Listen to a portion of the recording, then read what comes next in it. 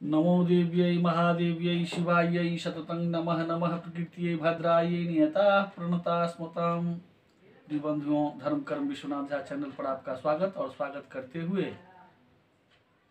आप मेरी माता जी हैं और जो कुछ भी हमें आप देख रहे हैं वो माता जी का ही आशीर्वाद है। चूँकि मैं माता जी से ही दीक्षित हूँ, यानी मैं माता जी से ही मंत्र लिया हूँ। मेरे गुरु माता जी ही हैं। एक तो ऐसे ही माता गुरु होती हैं, लेकिन जो एक शास्त्रीय विधि व्यवस्था है उन व्यवस्थाओं में आया है कि आप माता से भी दीक्षा ले सकते हैं, मंत्र ले सकते हैं, पिता से नहीं।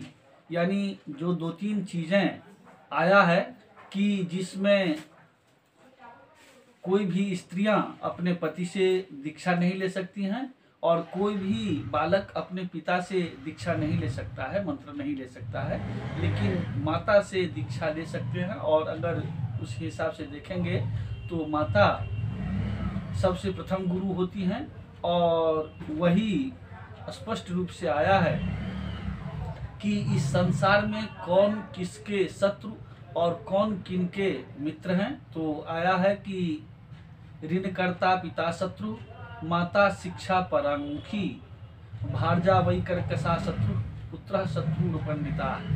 तो जो माताएं अपने बच्चों को पठन पाठन ज्ञान के लिए उन्मुख नहीं करती हैं, तो वो माताएं भी अपने संतान के लिए शत्रुवत होती हैं। तो ऐसी स्थिति में जो कुछ भी आज मेरा संस्कार या विवेक बुद्धि है, ये सब माता पिता का ही देन है और उसमें हमारे माता जी का परम श्रेय है। माता जी लंबसम 79-80 वर्ष के होने जा रही हैं, फिर भी आज भी इनका ये है कि काशी में जब तक रहती हैं तो निश्चित रूप से गंगा स्नान, और विश्वनाथ के लिए तो थोड़ा सा दिक्कत हो गया है, लेकिन बगल में एक नीलकंठ मंदिर है, वहाँ नित्य जा कर के अपना पूजन करती हैं।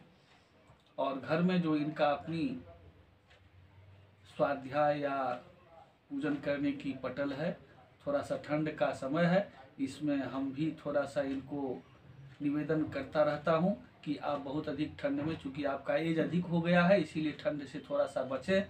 तो अभी एक प्रसंग ऐसा आया है जिसमें माता जी अग्नि सेवन कर रही हैं, आग ताप रही हैं और पूछ भी रही हैं। तो मुझे एक लगा कि आया है कि अमृते शिशिरे बन्ही, यानी शिशिर ऋतु में अग्नि जो है वो अमृत तुल्य हो जाता है। और सभी व्यक्तियों को, मैं इससे पिछले एपिसोड में भी कुछ इसके संबंध में कहा हूँ कि खास करके जो ये शिशिर ऋतु है, इसमें अग्नि का सेवन वृद्ध और बालक यानी छोटे बच्चों को निश्चित रूप से अग्नि का, और जो युवक हैं जिनके शरीर में अभी इतनी शिशिर ऋतु से लड़ने की क्षमता है, यानी ठंड को बर्दाश्त कर सकते हैं, उनके लिए तो कोई ऐसी बातें नहीं। लेकिन जो वृद्ध हैं, जो बच्चे हैं, उनको निश्चित रूप से जो है ये भी कहा गया है। और दूसरा बात ये भी आया है कि शरीर माध्यम खलु धर्म साधनम, किसी भी साधनाओं को साधने के लिए आप शरीर को पहले साधे। तो चूँकि अग्नि का सेवन करने से आपको ऐसे भी जो बात से संबंधित रोगे हैं या और भी शरीर में अन्य प्रकार के जो अनेक जोड़ों पर दर्द, या कहने का मतलब जो है कुछ विशेष प्रकार का आक्रमण जैसा रहता है, तो अग्नि का सेवन करने से आपको निश्चित रूप से जो है राहत मिलेगा। चूँकि विटामिन डी जो शरीर को स्वस्थ रखता है, उसमें तो सूर्य से या अग्नि से या कुछ ऐसे पदार्थ हैं जिन पदार्थों का सेवन करने से भी जो है औषधीय हैं और कुछ पदार्थ हैं तो बढ़ता है। तो चूँकि ये सरलतम वस्तु है और ये प्राचीन मेरी परंपरा है कि खास करके इस ऋतु में हम लोग अग्नि का जो है सेवन करते हैं।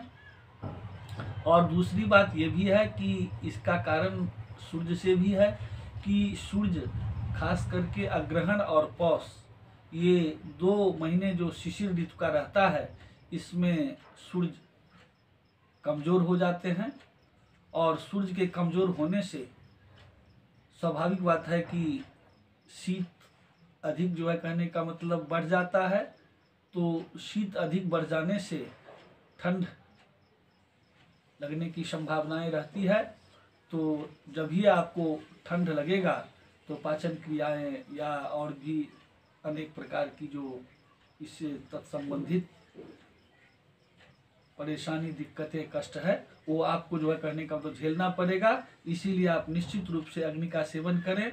और मैं यही कहूँगा कि इस ऋतु में गर्म पदार्थ भी भोजन करें। और इसके बहुत सारे ये भी है कि अगर आपको ठंड लग गया है तो माता जी को देखते हैं कि ज़्यादा कदा इसमें थोड़ा सा अजवाइन डाल देती हैं और उसका जो धूम्र निकलता है तो उससे जो है काफ़ी जो है अन्य जो परिवार में लोग हैं उनको भी उस धूम्र से जो सर्दी से संबंधित परेशानियां हैं दूर होता है। कभी कभी आप इसमें हींग डाल देती हैं, उसके जो धूम्र हैं उससे भी जो है इस तरह की परेशानियों से आपको राहत मिलता है। और बहुत सारी चीज़ें ज़्यादा कदा ये डालती रहती हैं इसमें, तो उससे जो है काफ़ी आपको राहत मिलेगा।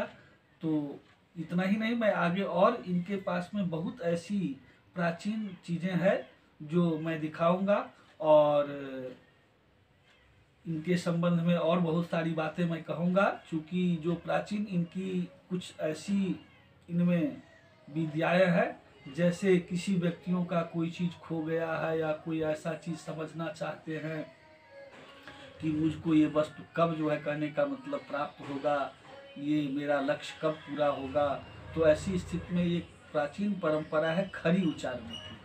तो 2-3 इनकी विधाएं हैं जो ये करती हैं और मुझे भी उसका ज्ञान जो है चाहते हैं कि वो दे दें। तो आगे चूँकि ये विद्याएं शून्य रहेगा, चूँकि अब तो इनका एज अधिक हो गया है, तो आगे मैं अगले एपिसोड में इनका वो सब जो खरी उच्चारने की विद्याएं हैं उनके बारे में मैं आप लोगों को दिखाऊंगा ताकि आप लोग भी इससे लाभान्वित हों। तो जय जगदम्ब, जय विश्वनाथ।